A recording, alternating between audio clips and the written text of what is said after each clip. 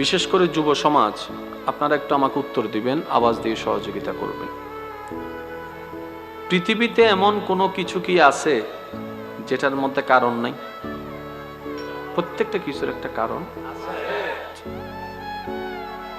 আল্লাহ যে আপনাকে সৃষ্টি করেছেন এটারও একটা কারণ আছে। আরেকটু জোরে।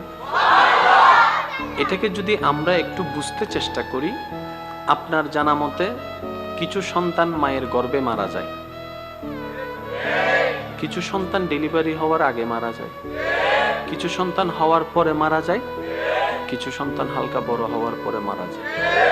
এবার এই দৃশ্য যারা দেখেছেন তারা নিজেকে প্রশ্ন করেন, আল্লাহ আমাকে মায়ের পেটে মারলেন না কেন? আল্লাহ কেন আমাকে ডেলিভারির সময় মারলেন না? আল্লাহ কেন আমাকে এখনো বাঁচাই রেখেছেন? নিশ্চয়ই কোনো বিশেষ কারণ।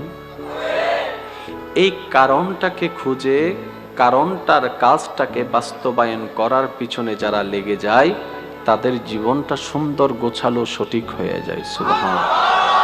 আসুন, ইসলাম তর্ক বিতর্কের জিনিস নয়, ইসলাম কিন্তু বুঝার জিনিস। কথা বলেন ভাইরা।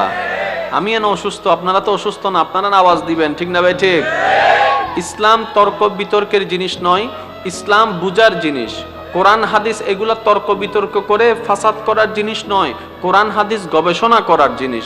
বিধর্মীরা আমাদের কোরআন গবেষণা করে করে কত অজানা জিনিস আবিষ্কার করে ফেলছে, আর আমাদের কোরআন নিয়ে আমরা মুসলমানরা ঝগড়ায় লিপ্ত হয়ে আছি। বড় দুঃখের বিষয়। আর একটু জোরে বলেন না। এবার একটু খেয়াল করলে আপনারা বুঝতে পারবেন। আমি প্রশ্ন করব, আপনারা শুধু উত্তর দিবেন আমাকে। এই মাইক কিসের জন্য? মাইক যদি প্রশ্ন করা হয় সবাই বলবে আওয়াজ পৌঁছায় দেওয়ার জন্য। লাইট তুমি কি জন্য? উত্তর দিবে অন্ধকারকে আলোকিত করার জন্য। প্যান্ডেল তুমি কি জন্য? উত্তর দিবে আমি এসেছি এই মানুষগুলাকে কুয়াশার থেকে সেভ দেওয়ার জন্য। টারপেল তুমি কি জন্য? বলে যে আমি বৃষ্টি থেকে মানবদেরকে হেফাজত করার জন্য। সাউন্ড বক্স তুমি কি জন্য? বলে যে মানুষের কাছে আওয়াজটাকে মসৃণভাবে পৌঁছায় দেওয়ার জন্য। তাহলে প্রত্যেকটা কিছুর একটা জন্য। জোরে বলেন না, প্রত্যেকটা কিছুর একটা জন্য। তাহলে যেটা যে জন্য সেই কাজে যখন ব্যবহার হবে সেটা সাকসেস। যেমন লাইটটাকে যদি মাইকের কাজে ব্যবহার করতেন, মাইকটাকে যদি লাইটের কাজে ব্যবহার করেন, তাহলে যেটা যেটার জন্য সেটা সেই কাজে ব্যবহার করলে কাজটা পারফেক্ট হয়ে যায়, গোছালো হয়ে যায়। যেমন টুপি তুমি কি জন্য? বলে যে আমি মাথার জন্য। এখন টুপিটাকে খুলে যদি আমি এখানে রাখি, এটা কি হক আদায় হবে? জোরে বলেন না, হক আদায় হবে? গড়ি তুমি কি জন্য? বলে যে টাইম দেখার জন্য। থাকো কোথায়? বলে যে হাতে। তাহলে কানে লাগায় রাখলে হবে? তাহলে যেটা যেটার জন্য, যেটা যেখানে থাকার, যেটা যেখানে করার, সেটা অতটুক করলে এটা হক আদায় হয়ে যায়, এটা পারফেক্ট হয়ে যায়। কথা বলেন ঠিক কি না?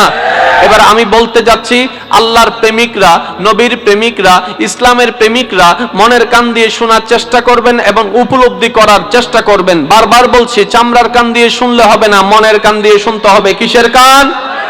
আরো জোরে। এবার দেখেন, একটু খেয়াল করেন। লাইট কিসের জন্য? বলে যে আলোর জন্য। কাদেরকে আলোকিত করবা? মানুষের সুবিধার জন্য। মাইক তুমি কিসের জন্য? বলে যে আওয়াজ পৌঁছায় দেওয়ার জন্য। কাদেরকে আওয়াজ পৌঁছায় দিবা? বলে যে মানুষের জন্য। তাহলে সবকিছুর মূলে মানুষ। সবকিছুর মূলে, জোরে বলতে হবে, সবকিছুর মূলে। আরেকটু জোরে, সবকিছুর মূলে। এবার একটু প্রশ্ন করেন, মাটি তুমি কি জন্য? স্রষ্টা তোমাকে সৃষ্টি করেছে, নিশ্চয় তো কোনো কারণ আছে। এখন মাটি